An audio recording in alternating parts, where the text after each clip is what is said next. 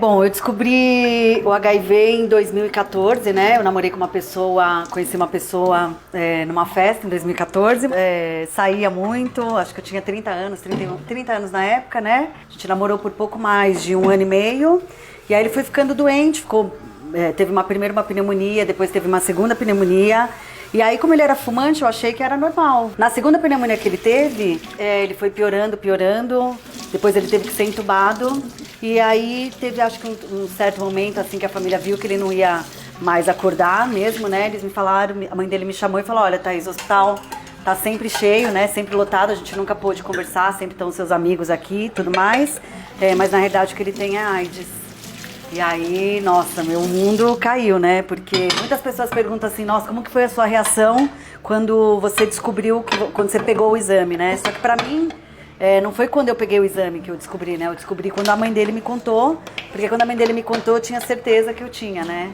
Porque a gente transava sem preservativo, né? Eu achava ele era meu namorado, nunca me passou pela cabeça pedir exames pra ele. E eu tinha uma visão muito estigmatizada do HIV e da AIDS, né? Então eu achava que era algo super distante de mim, super bobagem, né? Então eu fui num posto de saúde que você faz o teste, você fura o dedinho, sai o teste, sai o resultado bem rápido, sim. Eu fiz esse teste de 15 minutinhos e aí, obviamente, quando eu peguei meu resultado, deu positivo, né? No meu caso, eu descobri com uma pessoa no estágio terminal da AIDS, né? Então, quando eu peguei o exame, eu tinha uma sensação de, gente, eu vou morrer assim também, né?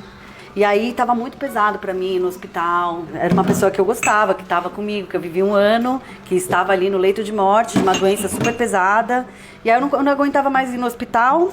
E aí eu falei para os meus amigos, falei assim, ai gente, eu quero ir pra praia, esparecer um pouco, eu não vou mais no hospital, vou lá me despedir. E aí eu passei pela cama dele, assim, ele já tava bem mal, assim, passei pelo pé dele. E aí ele tava desacordado, já entubado, com a máquina fazendo quase todo o trabalho da respiração, assim. Eu falei, olha, no ouvido dele, eu te desculpo, peguei meu exame. Nem te desculpo, né? Porque não foi culpa dele, né? Só, eu também nunca me cuidei. Mas assim, eu te perdoo, a gente não vai conversar nessa vida sobre isso. Então, faz sua passagem, vai em paz. E em outro momento a gente conversa, né? Nesse plano a gente não vai se falar mais. E aí, quando eu saí do hospital, ele morreu, né? E aí, muitas pessoas têm esse negócio, né? Ai, AIDS. E aí, acho que muita gente não sabe nem que eu não tenho a AIDS, né? A AIDS foi o meu ex-namorado, ele morreu da AIDS, já que é o estágio terminal. Porque uma coisa é você ter o vírus do HIV e outra coisa é você ter a AIDS propriamente dita. Então, eu posso viver a vida inteira com o vírus do HIV e nunca ter AIDS, né? E aí eu comecei a me apegar mais ao meu médico, tinha uma psicóloga assim para eu digerir. Como eu sabia que eu ia talvez sofrer algum tipo de preconceito, eu pensei nesse sentido. Eu falei, primeiro eu preciso tá bem.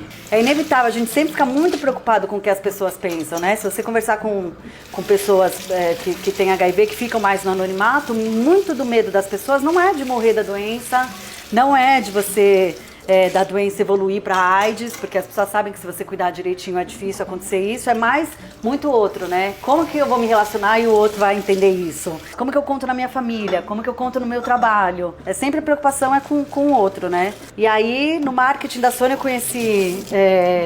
eu trabalhava lá e eu conheci o Rodrigo, que trabalhava lá na Sony, a gente era amigo na época, a gente começou a sair na mesma turma, e aí eu fiquei com o Rodrigo uma vez e...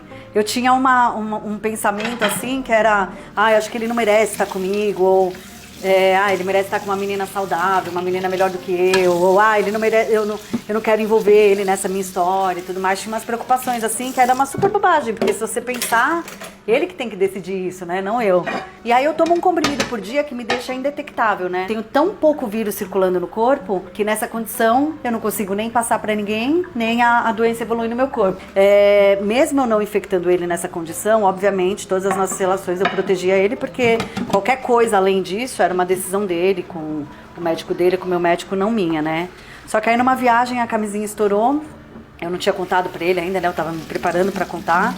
E aí eu fiquei muito nervosa, assim, porque justamente eu não estava preparada para aquele momento. E aí ele falou, calma, Thaís, eu não tenho nada. Eu falei, mas eu tenho.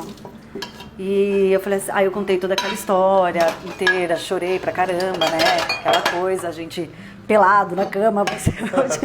Foi... E aí ele falou assim, Thaís, eu não vou embora, né? Que tipo de homem eu seria se eu não estivesse com você quando você mais precisasse de mim? Eu vou ficar.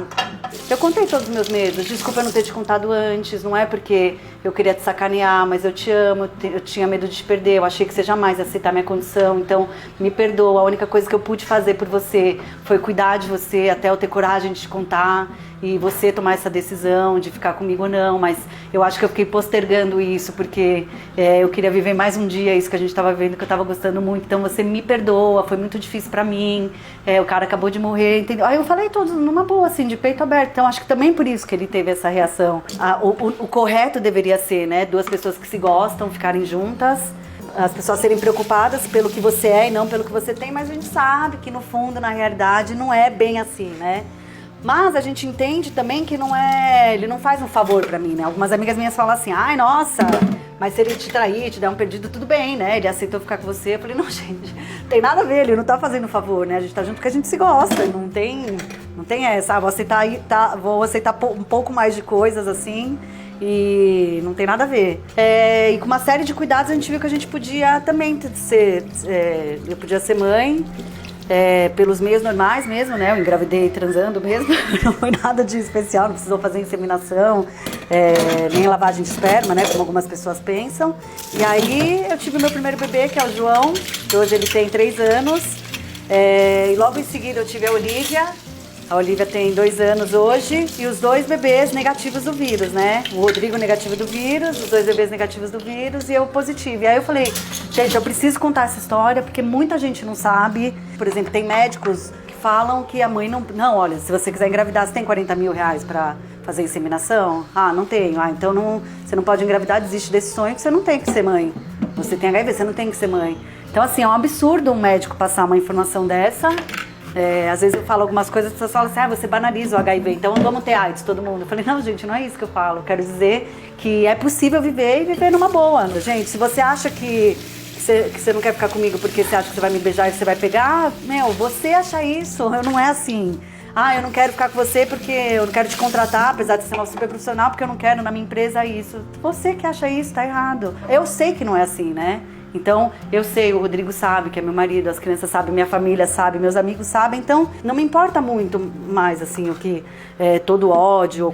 Lá nos anos 80 fizeram uma propaganda, né, da peste gay, a doença dos meninos gays, e não desfizeram ao longo dos anos. Então, muita gente ficou com essa visão na cabeça da promiscuidade, que é uma grande bobagem, né? Não tem a ver, quando a gente falava de grupo de risco, existe grupo de risco, né? Existe comportamento de risco. E comportamento de risco se resume a quem faz sexo, entendeu? Se você transa, eu sendo mulher, eu sendo jovem, eu sendo mais velho. E as pessoas têm essa visão, né?